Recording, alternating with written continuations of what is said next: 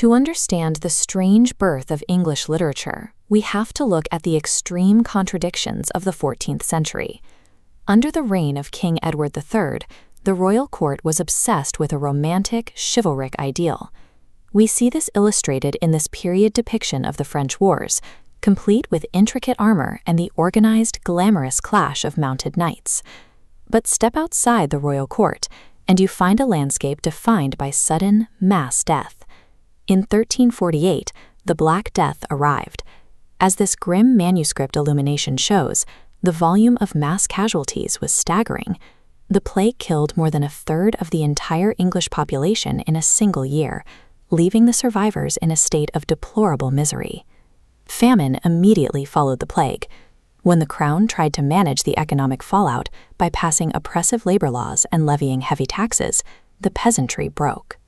Look at this illustration of the resulting turmoil, an armed and angry mob of common folk rallying under the radical priest John Ball during the widespread peasants' revolt. During this period, the established literary response to such widespread tragedy was one of deep moralizing or profound grief. Given the scale of rolling plagues and violent uprisings, the era's writers typically used their work to provide warnings about sin or to lament a crumbling social order. This tradition of social critique is best seen in the work of William Langland.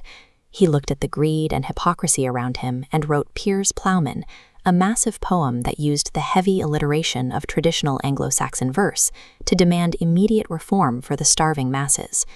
Yet the man credited with inventing the modern English voice, Geoffrey Chaucer, secured his legacy by largely ignoring these burning societal issues. While Langland wrote from a position of struggle, Chaucer is depicted here as an affluent figure, writing comfortably in fine attire. The disconnect is specific and jarring.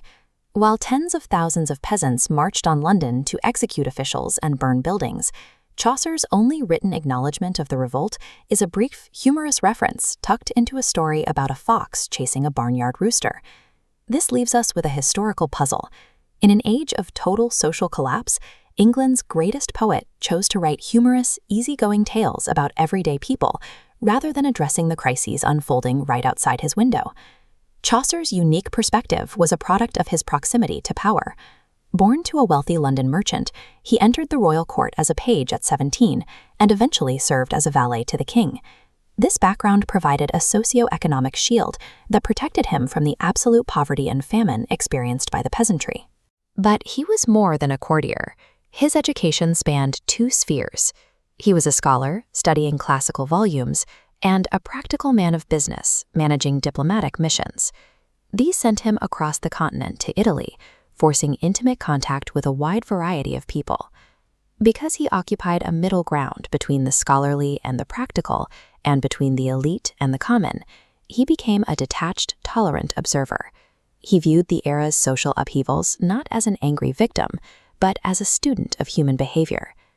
It was during these diplomatic trips to Italy that Chaucer discovered the catalyst for his later work, the early humanist writings of Petrarch and Boccaccio. Medieval English thought was dominated by theology, focusing almost entirely on the state of the soul after death. The Italian influence introduced Chaucer to a secular alternative, the idea that the beauty, comedy, and flaws of the present human life were worthy subjects for high art.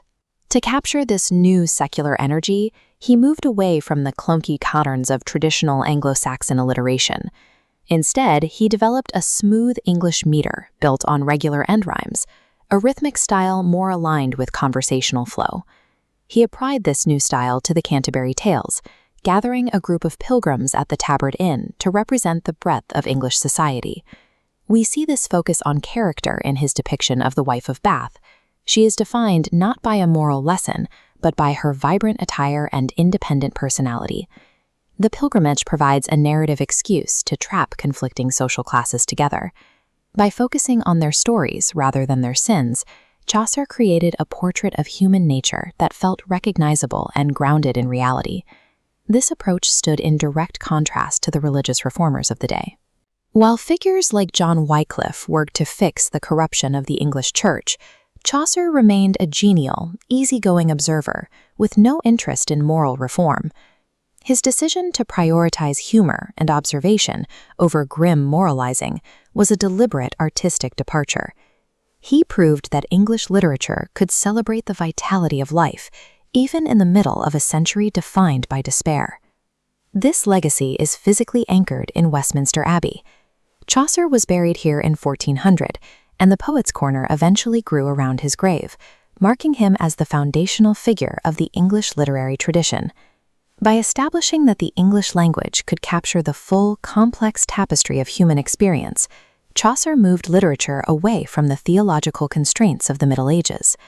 Because his work introduced the secular, human-centric focus that later defined the 16th century, he is historically recognized as the morning star of the Renaissance.